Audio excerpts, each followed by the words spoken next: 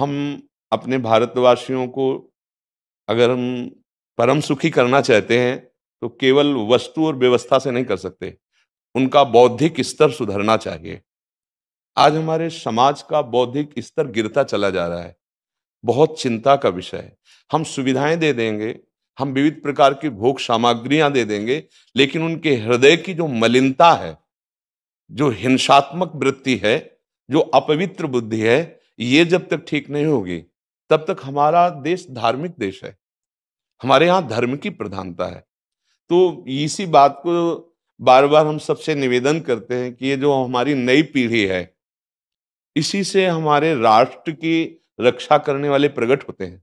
जो विद्यार्थी जन है, उन्हीं में कोई एमएलए बनता है, उन्हीं में कोई सांसद बनता है, उन्हीं में कोई मुख्यमंत्री बनता है, उन्हीं में कोई राष्ट्रपति या प्रधानमंत्री उन्हीं में अपने लोग भी सब थे। अब हमारी शिक्षा केवल आधुनिकता का स्वरूप लेती जाए और व्यभिचार प्रवृत्ति, व्यसन प्रवृत्ति, हिंसा प्रवृत्ति, ये नई पीढ़ी में देखकर बहुत असंतोष हृदय में होता है।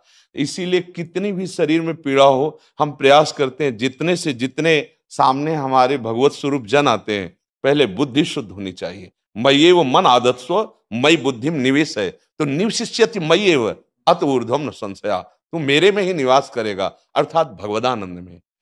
अविनाशी जीव कभी भोग विलास में तृप्त हो ही नहीं सकता। हम अगर अपने राष्ट्र की विशेष सेवा, तो हमारे धर्म का परिचय, जैसे आप जन करते हैं, धर्म का हमारा क्या स्वरूप है, हमारे जीवन का लक्ष्य क्या है। हमें जितना राम जी प्रिय हैं, कृष्ण जी प्रिय हैं, उतने ही भारत देश हमारे लिए प्रिय है।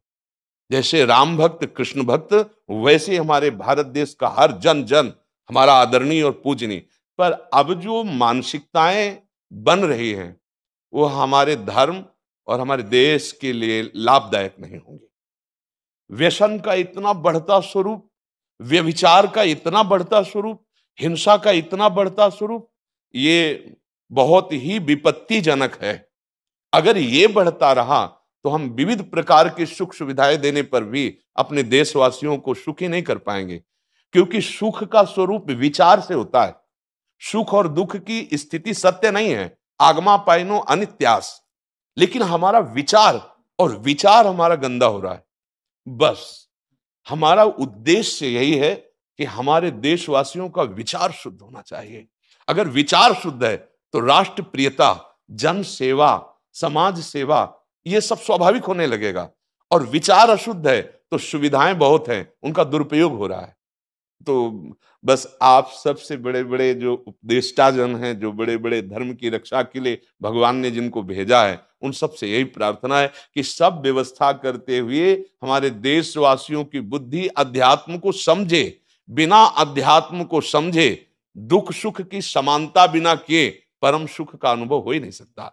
इस मायाकृत भोग पदार्थों को भगवान ने दुख योनया कहा है। मानो एक बोर्ड लगा दिया, दुखालयम अशाश्वतम। और हम सब यही चाहते हैं कि लौकिक भोगों को भोगने से ही हमारा राष्ट्र सुखी हो जाएगा या हम सुखी हो जाएंगे। नहीं, लौकिक भोगों को पूजन सामग्री बना करके और साध्य सच्चिदानंद प्रभु को रखा जाए तो आनंद की उमंगन हो जाएगी। बहुत सुंदर मानव जीवन का स्वरूप है, जिसे देव दुर्लभ कहा गया।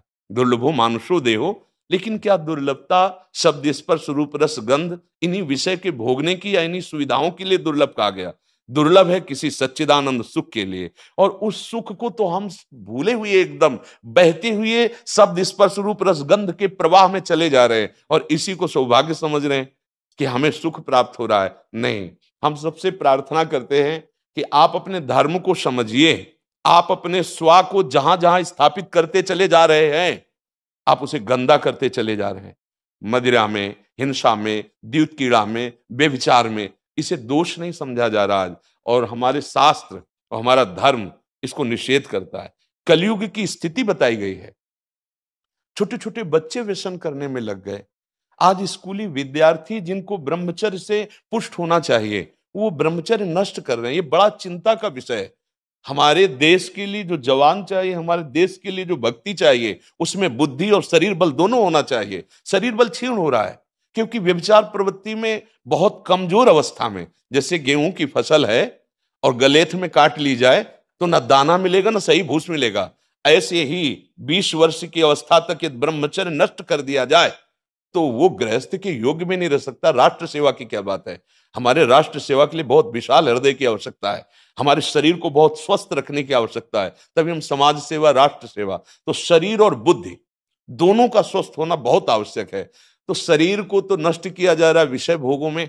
लोग समझने लगे हैं कि मांस खाने से हमारा स्वास्थ्य अच्छा रहेगा, हम बलवान बनेंगे। अध्यात्म बल नहीं तो तेरे शरीर की चर्बी बढ़ा ले, लेकिन तू न काम पर विजय प्राप्त कर सकता, न क्रोध पर, न लोभ पर, न मोह पर, न हिंसा पर। फिर क्या जीवन।